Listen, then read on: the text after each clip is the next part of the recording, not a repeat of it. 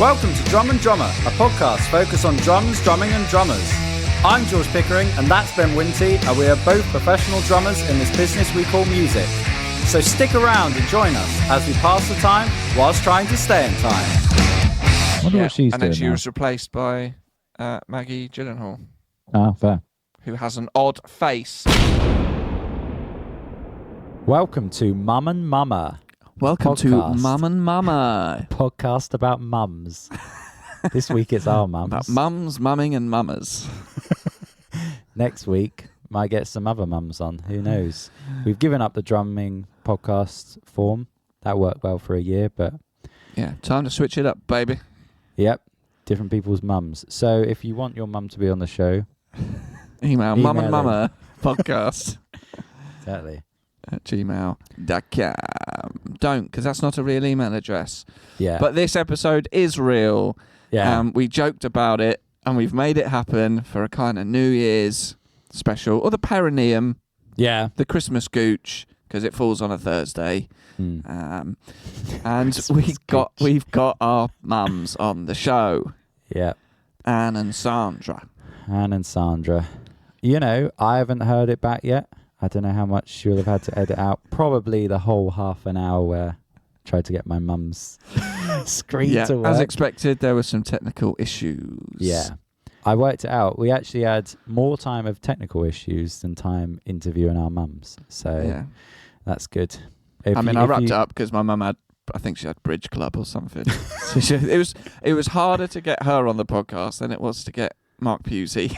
Yeah, well, your mum is, in a way, more in demand than Mark Pusey. As the Don of Titchfield, Yeah, she's very busy. she's got to go and play Yeah. bridge. But yeah, we thought we'd get him on the show, and Yeah, so you can all meet our mothers. exactly. Yeah. Shall we head into it? Let's do it. Why not? Here's our Okay. mums.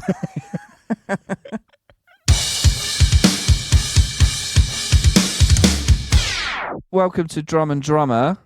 This is kind of our New Year special. Yeah. And we've teased it for a while, but this is our episode of Mum and Mama. And we welcome onto the show Ann and Sandra. Hello. Hello, everybody. Hello. It is basically just because the play on words, mum and mama and drummer works. So That's it. That was it. That was the idea behind this. Ann, you're coming to us live from the channel. Yep. Yes. I'm in a very small boat, waiting to be rescued. Good. So we've just had Christmas, haven't we? Yes. Yay! Did everyone have a lovely time? Yes. Super. Thank you. How was your cheese and bacon, wrapped cheese and bacon, Ben and Anne? Delicious, Fabulous. thank you. We replicated it well. Yeah. So we wanted to get you on, and we've, mentioned you probably multiple times on the show, and we are your children, and we are Yep. drummers, Mm. and be interesting to see what you guys thought of when we said we want to play drums. And Yeah. as a mum, what does that instill in you? Fear, dread, joy? Mm. And can you remember when we kind of started, and what was that like? Well, I can't ever remember any fear because it started with lots of guitars and trombones, and I can't really remember when the drums came in, apart from you played the drum set at Cousin Andrea's in Jersey. Yeah. And I can't remember how old you were or whether you played the drums before then. Yeah, they just sort of floated into the house somehow. I can't really remember. Well, yeah, so we went to Jersey, and I'd been in a band playing guitar, and I'd always wanted to play drums, and they had a drum set in the house, and I said, I want to play drums, and you're like, well, you play trombone and guitar already. I said, look, I'll play drums at the end of the holiday, and if you think I'm any good, can I start lessons? And I'm happy to ditch the guitar, get rid of the guitar. And so I played the drums to you at the end of the holiday, and you went, yeah, okay. Oh, yes, that's right. Yeah, you were quite good. I can't remember it being terrible. So, As a glowing review. Glowing review. It wasn't terrible. Yeah. There we It go. wasn't It terrible. wasn't terrible.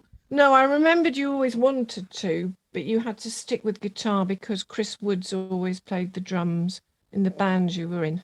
Yeah. And then, didn't he? Yeah. So you didn't Bloody have a Chris chance. Wood. Bloody Chris, yeah. Mum, do you like that I'm a drummer? I love that you're a drummer. I think it's very exciting. It is But exciting. same as Ben, I As think a you pop- started with, well, I know that you started with guitar, Yeah. and you were fantastic at that. You were surprisingly brilliant at teaching yourself to play guitar. I was That's seriously what I'm saying. impressed.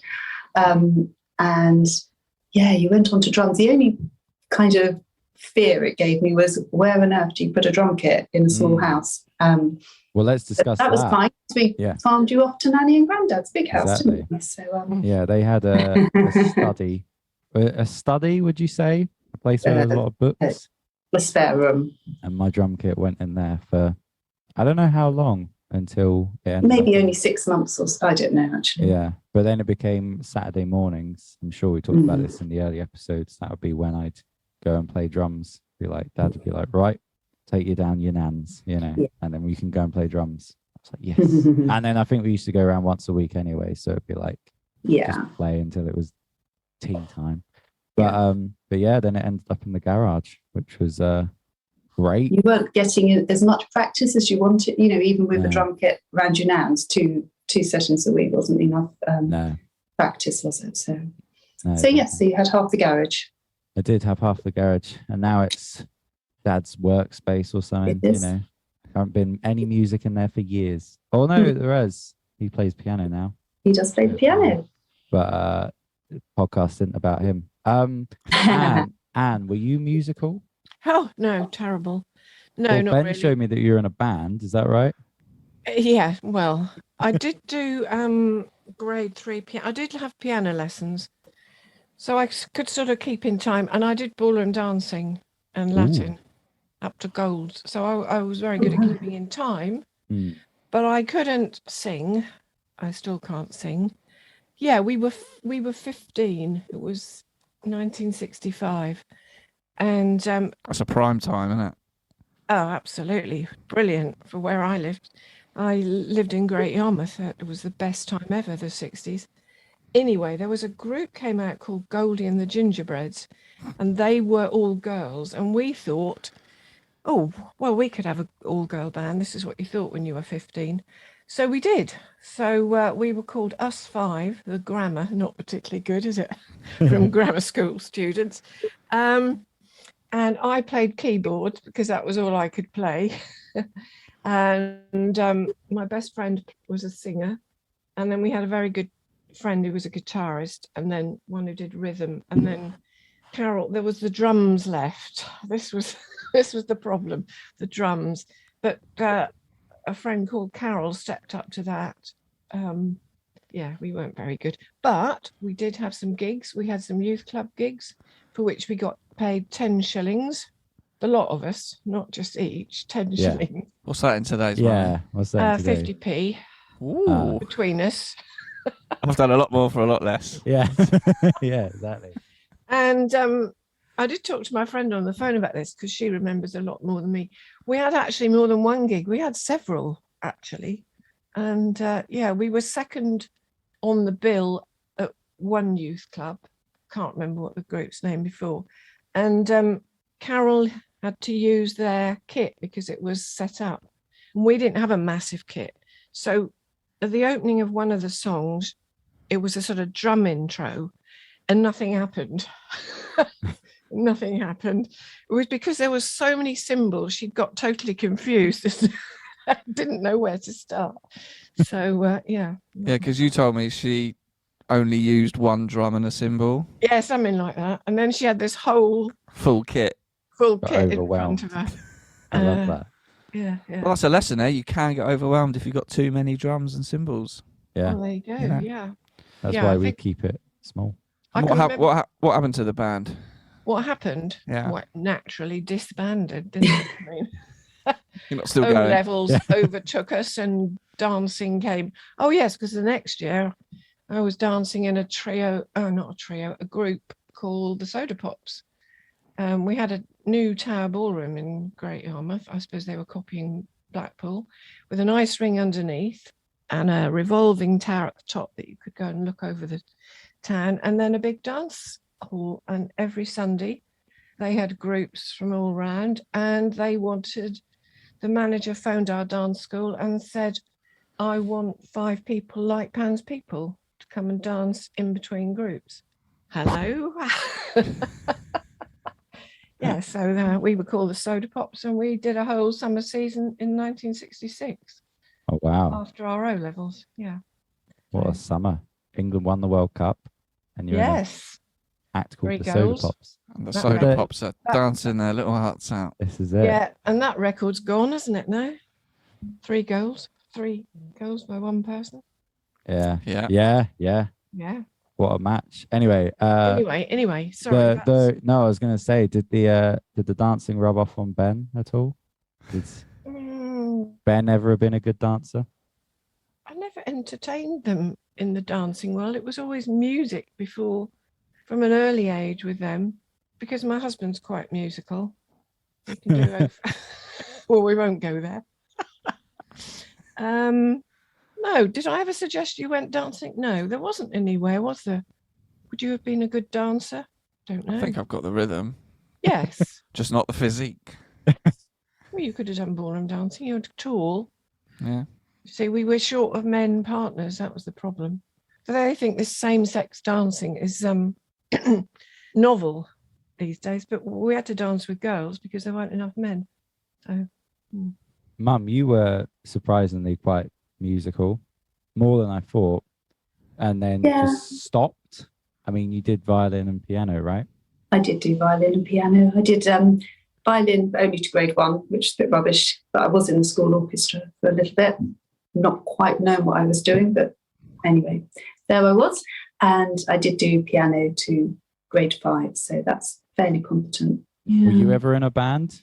No, I wasn't. No. That is a shame. Did you ever want to be?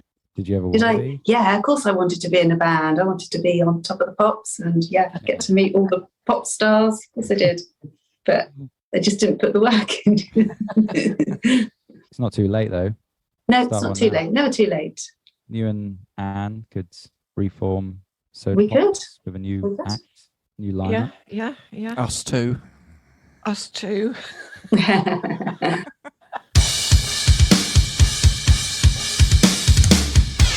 Going back to drums in the house, obviously George's kit was quickly annexed to the grandparents. But Mum, I mean, I'm sorry, I played drums a lot in my bedroom, so I just want to apologise for the noise. Do you know what? I can't ever remember the noise. I don't know what I was doing. How old were you? I mean, I think my first kit I was 13, 14. Dad was away, presumably. Yeah, probably. Never seemed to bother me, really. And then you had Tom with his double bass in there. Yes, no. And then there was trombone, and we had a band rehearsal in my bedroom once with our Rage Against the Machine tribute band. Did the neighbours ever complain? No. Well, we were detached. I don't know if one side might have done once, but Yeah, but we don't like them, do we? we're not there anymore. So, No. the main thing was, as I used to tell my friends, my hobby was waiting in car parks. Yeah, you know. Yeah, I wanted to get into this because we got to take these drum kits somewhere. And, Yeah. And this we blooming weren't double driving. bass. Double bass. I mean, it was all right when Tom just sang, but then he took up the double bass, and then we had drum kits, double bass, and we had orchestras in all directions of Hampshire, and yeah, it was a logistical nightmare. But there was a lot of waiting in car parks. How did you feel, Sandra, about carting George around? Yeah, I would have been happier if you'd been a guitarist or something. But obviously, it is exciting. It's counterbalanced by the excitement of your son playing a gig somewhere in a dirty pub down in Portsmouth. That was really, really exciting. But yeah, there were times when, I mean, Jeff did most of the donkey work, but there were times I was sat on the cold, wet seafront at, 11:30 at night, just waiting to go and pick him up from outside the pub. And car parks would be a luxury because most of the pubs didn't have car parks, did they? So you had to park on a corner with double yellows and get it all out and shoot up and hide around the corner somewhere. I've always thought it was really exciting that he was in bands. Have you been to see George play often? Well, we used to all the time, but not so much. We didn't manage to get to the Wren gig, unfortunately, but we are going to go to the one at down in Portsmouth, which is it January, George? Yeah, Icebreaker. Icebreaker. That's where we're going to see him. Used to see him quite a bit in Brighton, used to go over and watch him in Brighton, but I haven't done so much lately, but I guess because you're mostly doing function stuff, aren't you? Big time. Yeah, you came to no. Sticky Mike's Frog Bar once, which was fun. Oh yeah, that was good fun. Which was this underground music venue in Brighton, which was sort of darkest, dingiest place, and came to the front row, which was it was cool. Fun. Yeah. And then you put that thing on your dad, the camera that looked a GoPro. Quite funny. You put a GoPro on your dad. I can't remember that. Are you sure? Yeah, I'm quite sure. Wow, fair enough. But yeah, I enjoyed dancing along to that, trying to make everyone else dance as well. So it wasn't really a band that you danced to either. It was sort of psychedelic punk band, and middle-aged woman bouncing around. Yeah, no, I was. That was great. And Mum, you came to the Wedgwood rooms once, didn't I? Yeah, without telling me. Oh. Yeah. You were on with Oxygen Thief. Yeah. But Frank Turner was on as well, wasn't he? Yeah. And I thought, I'll get a ticket and I'll go over. And I went in. It was so loud. The barmaid had to give me some earplugs. It was so loud. Yeah. Oh, that's the only one, isn't it? Apart from school stuff. I think so, yeah. I don't think you bothered with anything else. Well, I came to orchestra, but then you weren't playing drums then. No. What were you playing then? Trombone? Yeah. I remember you came to see me at Royal College.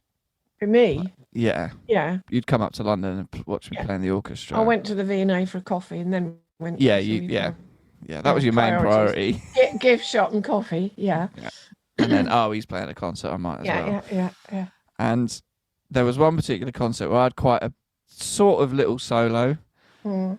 And afterwards, I remember saying, like, did you, what do you think? And you said to me, I'm really sorry, Ben, but to be honest, I don't know what the trombone sounds like. Oh, no, did I? I don't know which one was which. Okay, cool. Yeah. Good point. But so before we went to university, the RCM and BIM respectively, there would have been a conversation of what we wanted to do when we grew up, and we'd have said music. What were your thoughts as parents when that conversation happened? I think I was just, well, blimey, how many instruments do you play? What else are you going to do? I mean, I don't... you shit at everything else, so... You can't dance. You said something about... I said, who are you applying to? And you said, Royal College, what's the one in Manchester called? Royal Northern. And two others. Guildhall and Academy. Yeah, and I said, what if you don't get in? And you went, I will get in one of those. Oh, right, okay. Yeah, but what if you don't, though? And I said, I will get in one of those. Yeah, and he did. Was it your first choice? Was Manchester your first choice? Manchester was my first choice. Just they had more of it, because I grew up mainly in brass bands, and they had more of a brass band scene, and I knew someone there, so it felt a bit more like I wouldn't be entering completely strange territory. But I didn't get in there, but I did get into Royal College, and that was the audition I actually gave less of a shit about. I kind of was like, I think it was the last one, and I was like, oh, fine, I'll do it, And then I really kind of got a good vibe from the place, and I got accepted, and I thought, well, London's a bit closer to home, so that's fine. And then I really enjoyed it. Yeah. It was good you were in London. That was good. I used to take you up to your various abodes that you'd fixed up. In the red Peugeot. Yeah. Daniel Bedingfield on the CD player. Absolutely. That's stuck with Mum's CD collection. Tanita Tickerham in Dartmouth. Yeah. Well, with my uni, Mum sort of made sure that I went to BIM, because we went up, Mum and I, didn't we, to Hove. We did. to check out BIM. I think it was just like an open day. I was like, this place is pretty cool. Met Pat Garvey for the first time. I was terrified. And then still am. And then I did my audition and I got in. But then I'd sort of just turned it down because for whatever reason, I don't know, I didn't want to go because I thought it sounds silly, but I was like, all my favorite bands never went to uni. You know what I mean? I was like, Arctic Monkeys never went to uni. I don't need to go. And I think City Skies felt like it was doing quite well, my band at the time. So I was like, let's just leave it. And then, yeah, Mum, do you remember all that? And do you remember? I do remember all that, yes. Yeah. I thought you were. Well, we went and it was exciting. And you, as you say, with the City Skies, because they were really good. And I thought you could, always thought you could make a living out of music because you are really, talented at it. It's not well, and so I was quite disappointed but also you sort of think disappointed in what? When you said you weren't, you were quite adamant that you weren't going to go, and kind of I don't know what you were. I didn't quite know why, but I did phone. Well, yeah, because I did phone BIM up, but they said you totally smashed your into. Oh, that was it, because then you said, oh, maybe I could just do a year course. Maybe I don't need to do 3 years. But yeah, when I spoke to them, they said, no, he's far too good for the year course. And so, yeah, I can't even remember what it was, some sort of mad diploma. But I was really pleased when he went. And also going to Brighton, because living where we live, there's nothing wrong with it, but there's not really a massive music scene. But obviously we thought if you went to Brighton, you'd get to meet and hang out with all the musicians. And then, you make links, don't you, with people. And this is it. Just have more opportunities there than you would have done. Yeah.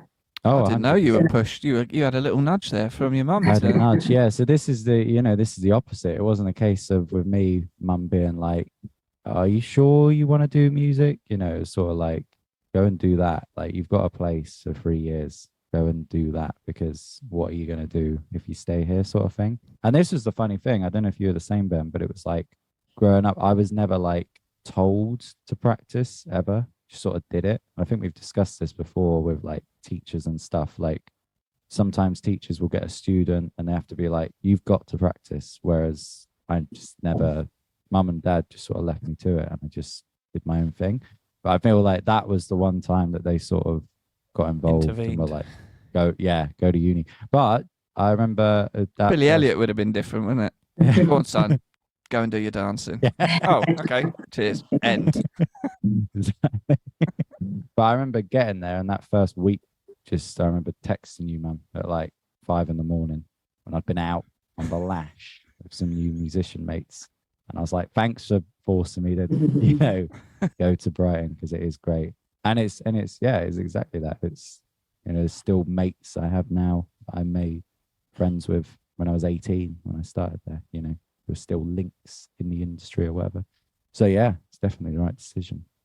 I think you went on. Did you do something in a marquee on the seafront one? Maybe that was the night, and you just met all sorts of really exciting. Oh yeah. People, and I then feel like I just thought, oh yeah, this is why I'm here. Yeah, no, it was sort of like one of the reasons. Yeah, I wormed my way into a sort of secret party. Yeah, and there was a band playing, and it was one of the tutors at BIM. He was in the band, and there was a bunch of other like top session musicians. Yeah, it was just a lot of cool people that you knew were sort of in music somehow, and I just was like, I wouldn't have met any of these in Emsworth, like it was working in the kitchen in Nicolino's. Yeah, exactly that. Were there tears when you dropped him off? Yeah, were there tears? I can't remember tears actually. Joy. Tears of joy. Maybe. Got rid of that drum. Did we send you with your drum? I think we did, didn't we? I can't. No, I think. Did you have set up in the kitchen? Well, that was someone else's. So I lived my first uni house. I lived with 2 other drummers. There was 5 of us in the house, and 3 of us were drummers. And the other 2 both bought their drum kits, and there was nowhere to put them, so they just left them in the kitchen. And then what we began to do was just set up a kit. So there was permanently a drum kit set up in the kitchen. It was a massive drum kit, wasn't it? Well, that was it. But then we had the idea of making a super drum kit. We probably gave it a name, and we used both people's kits and put them together. And I'll try and find a picture of it because it was hilarious. And The you couldn't- Megatron. Yeah, exactly. The mega, yeah. But you couldn't cook after that or do anything in the kitchen. So the other two guys that weren't drummers were like, oh, for fuck's sake, they put the Megatron up again. Yeah.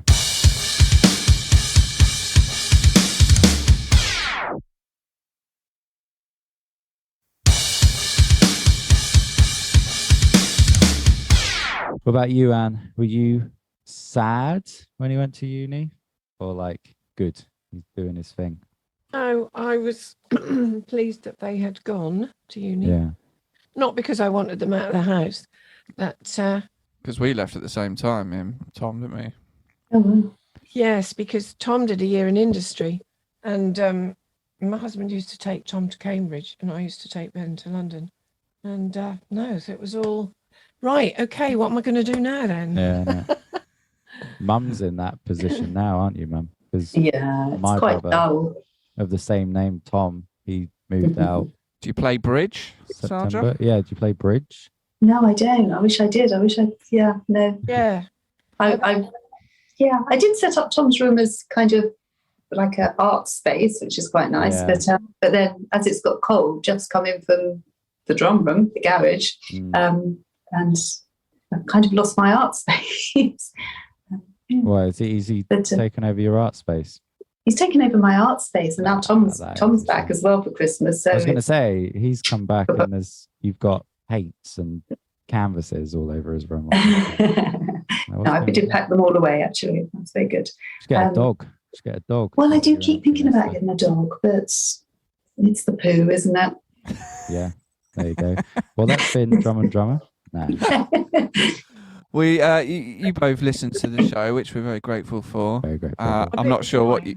Are you a bit behind? Okay. You need to get on with it, Anne. Come on. no, Mum's gone.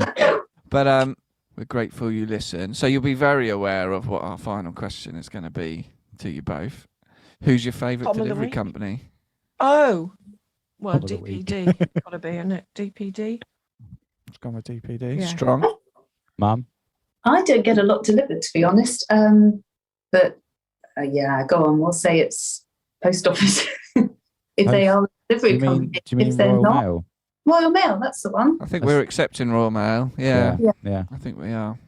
You know. fair enough. Any bad delivery stories, Mum? I can't remember. Oh, actually, I've got one if you can't remember one, but I do remember I had some curtains delivered many, many years ago when we used to live in a flat, and they actually Yeah. put them in the bin. oh, that's Which not was good. because I said, it's funny, those curtains haven't turned up yet. And then I lifted the bin up, and there they were. So Well, did you still that was use them? helpful, wasn't it? Were Sorry. they usable? Oh yeah, no, they were fine because they were wrapped in plastic. I just thought, there's those curtains I was waiting for. Oh, bless you. I was going to mention, do you remember during COVID times when I was back home and it was, I want to say April or something. So everyone knows it's lockdown. It's going to last a while. We're all, and there wasn't really anything to talk about. But then we had this one moment that was quite funny where, Oh God, the cheese. yeah, the cheese. So we were at the house, all four of us, and a policewoman came to the door. And Oh no, what happened? right? No. Well, oh no, no. the parcel arrived first, didn't it? Yeah, big parcel from the cheese company, and we were Massive so parcel. excited. Addressed to Well, it was someone else, but our address. yeah, Oh, amazing! A big box of cheese. It was yeah, fantastic. yeah. But then, yeah, something got the better of us, and we phoned the cheese company and said, "But you sent us this cheese." But all the time we were thinking, "It's cheese." He's going to say, "Keep it, love." We've made a mistake because Yeah. you can't send cheese back, can you? No. But yeah, there we were. And then the police came. This police lady came around and said, "I think you've got my cheese." Yeah. So we lost the cheese, didn't we? We lost the cheese. Had you but eaten any of the cheese? No, we hadn't even No, opened we it. I think didn't. once we opened it, it would have been like, I would have taken some.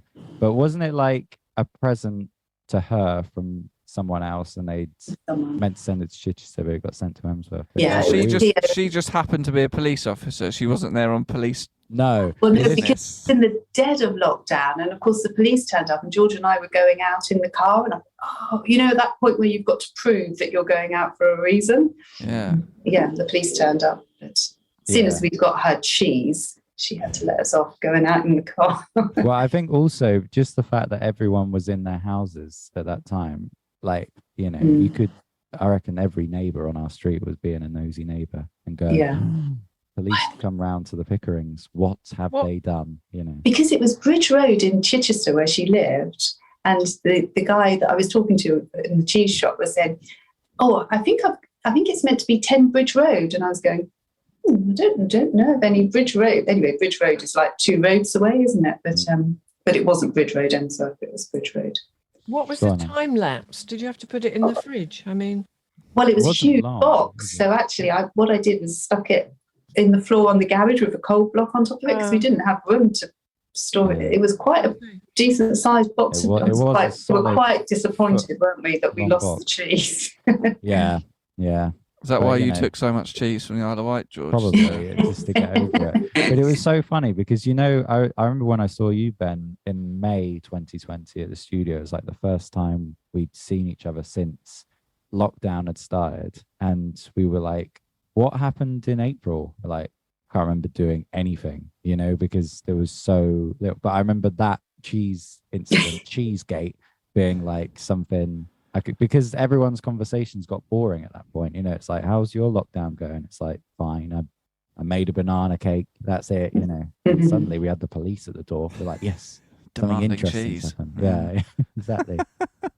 Any horror stories, Anne? What about delivery? Yeah. No. Leave them on the door and run. They do normally. What about the dink in your car? Who was that? Oh, I've no idea. I went down to the village and had my nails done, and when I came back, my car was scraped on the front right wing. Nobody'd seen it, but it must have been a delivery van. Because you get a lot of cars they turn round in that little bit, don't they, where your car is. We didn't have a ring doorbell then, so I had. Well, I got you one for Christmas, didn't I? Yeah. Catch those. I reckon it was a supermarket. Yeah. Mum always used to get annoyed by the postie running across our garden, didn't you? Because it was easier for him because it's, you know, semi-detached. You can just jump across the whatever. Jump across the plants. Yeah. You're like, naughty. Get off my plants. Go around. Go out there with a rolling pin. Well, thank you so much for joining us. Yeah. Thank you very much for having me, and I'm sorry it took so long to get on. That's all right. I wasn't expecting it to go smoothly, and that's no slight on anyone, but, you know, 4 Zooms, and I know my own mother, but there she is. What? What do you mean? I do Zoom every week for Spanish. Come on. You just made me come on Dad's computer because of the microphone. Yeah. And the neighbourship. Hence that. Yeah. Well, yeah.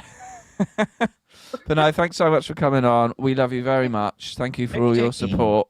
Thanks so much for coming on. Happy New Year. You we'll too. See you soon. Bye. Bye. So there we go. That was our Ann and mums. Sandra. Yeah. Oh, that was Sandra nice. and Ann. Yeah, it was. Was it self-indulgent to talk about our childhoods in that way? I don't think so. Because I think people are crying out for, oh, we want to hear about Ben and George. Don't care about all your guests. I think it was just nice to get their perspective on, you know, it's not a small thing, is it? Going, I want to be a drummer, because of all that entails. Lugging a drum kit around before, you know, the age before we can drive. And they're bloody loud. Yeah, they are bloody famously.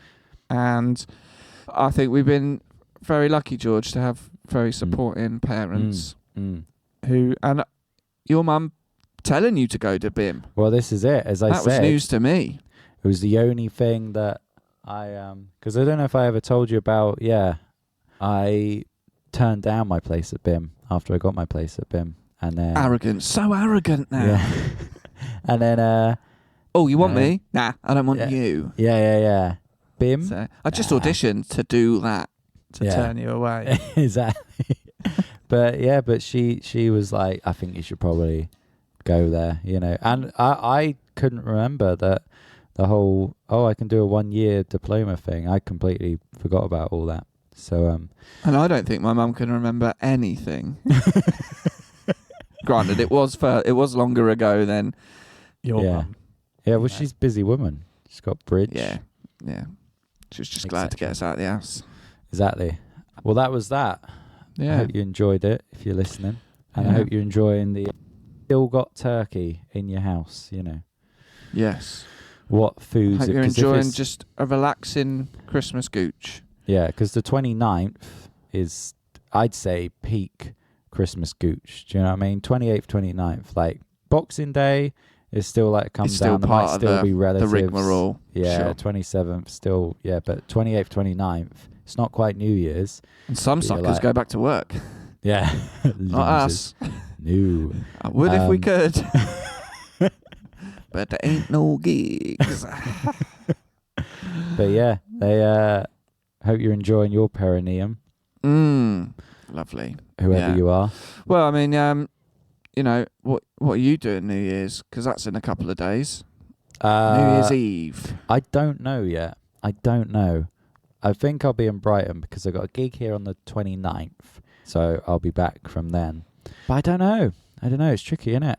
You know, I don't know. I who's saw about. something What are you online doing? which I thought was quite good. And I think it was a tweet. And it just said, no one is saying 2023 is going to be my year. Yeah. Everyone's dead inside. Yeah. No, yeah. I've not heard anyone go, No. yeah, New Year. Let's go. New year, new me. That was a Yeah. classic. Not even heard that much buzz for Christmas, really. No, it's weird. I had a recently, inverted commas, last night, but this is pre-recorded, Christmas dinner at Alfie's house, with our housemates, and they're all, you know, basically late 20s, mid to late 20s, and they're all, it wasn't depressing, but they're all going, God, Christmas is in a week, and I'm not looking forward to it at all. Like, I just don't feel any buzz, you know. And someone goes, "Yep, every year you get older, it loses a little bit more buzz." Yeah. So The buzz certainly wanes. exactly. Yeah. New Year's, don't know. Nothing planned. No. Nothing planned. But, you know, speaking of 2023, that's mental. I don't know. Have you got any sort of goals or ambitions? Me, Yeah, have you thought about it at all? listeners. Well, drumming wise, just keep practicing consistently, genuinely, and try and level up in some way. You know, try and do something, whether it's a gig or anything that I'm like, oh, okay, this is better. This is a step in the right direction. But I think practicing alone is that. But then something more, you know, if I'm fortunate enough to get a gig somewhere or a slot at some festival, and I'm like, oh, I'm doing the Wolverhampton Festivus. I've made it, Mark, you know. Something just to be like, okay, this is a good decision, and I'm not wasting my life at 28 trying to, you know, be a drummer. You? Don't know. I think I have a real good... This has definitely been felt like a first proper year of work since the old Pandy. Yeah. So I think have another just full year. I don't know. There's definitely studio-wise, like, we're already getting nicely booked up. It's got some big projects in, so that's nice to be starting the new year with already things in the diary, and you know, Neil's got some stuff that's going to carry on from 2022 into 2023. So that's quite a nice position, and gigs are coming in for the summer and spring and summer. So I think it will probably be just more of the same, but that's a good thing. Yeah. You know. I want more consistency. I think that's what I want. I want a job where I'm not like, I don't know what I'm working this week, you know. I'd like something where I'm like, okay, I know I'm doing that, and, you know, just have more structure. As a freelancer, you gotta have structure because you're a bit all over the place. And I think, you know, in November, tell you this, I had no work at the start of November, and then I ended November after having the busiest month, just because I was like, right, let's go find work then, you know. And just all the places I'd worked, text them and was like, got any jobs, you know. Don't want to live like that. I want to be Yeah. like, okay, I that's have a job. solid. Yeah, I have a job. That's a solid thing, you know. I think that's the main thing. But it's such a balance, isn't it? This is a conversation I have been having with a lot of people recently, that when you get to late 20s and you talk to your friends, I've got 2 mates who are in quite well paid full-time jobs and they don't like their jobs, but they've got a mortgage and, you know, and they make a good bit of money and they go on nice holidays, but they don't like their jobs. Whereas I don't have a full-time, well-paid job, but the jobs I do, I like, you know what I mean? And it's this ongoing balance, I think, as a freelancer, of like trying to do what you want, but not to a point where you're like, I don't know where I am this week. What am I even doing? You want to have structure, you know? Yeah. And I think that's it. Just have a bit more structure. Just go, okay. Well, one thing the structure will never wane is this podcast. Yeah. We'll keep going. Yeah. I think that would be nice to have a really, have a year 2. It would be essentially be year 2 of the pod. Yeah. Of Drum and Drummer. And I think we had a very good first year. Very good. And I'd love to see that continue growing. Yeah. And have a lot more people on the show and try and do some do some good stuff with it. Yeah, I can't think of a reason, unless one of us dies, why we would stop it. Do you know what I mean? Yeah. Which is nice. That's a nice, consistent thing to have in itself. Just putting one of these out every week, you know? Yeah. So that's what I mean. I think, just more, got the podcast going. Let's keep doing that. Yep. Build that more. The wedding bands are sort of sorted. Yep. So let's just do those. Yeah. Studio's now back on its feet kind of properly since COVID. Let's just keep pushing that and doing lots of good work and keep the ball rolling. Keep the ball rolling, baby. That's all you can do. Keep pushing. Keep pushing. That'll do it. That'll do. That was nice to have our mums on. It was nice. Bless them. Yeah. Right. Well, Happy New Year, everybody. Yes. Please stick around for next year. Yeah. There's already some shit recorded, so there is, yeah. Get ready. Things in the pipeline. Yeah. Bye-bye. Bye. Thank you for listening to Drum and Drummer. You can find us on Instagram at Drum and Drummer Podcast. And you can send us an email to drumanddrummerpod@gmail.com. Remember, just pick up the sticks and twat it.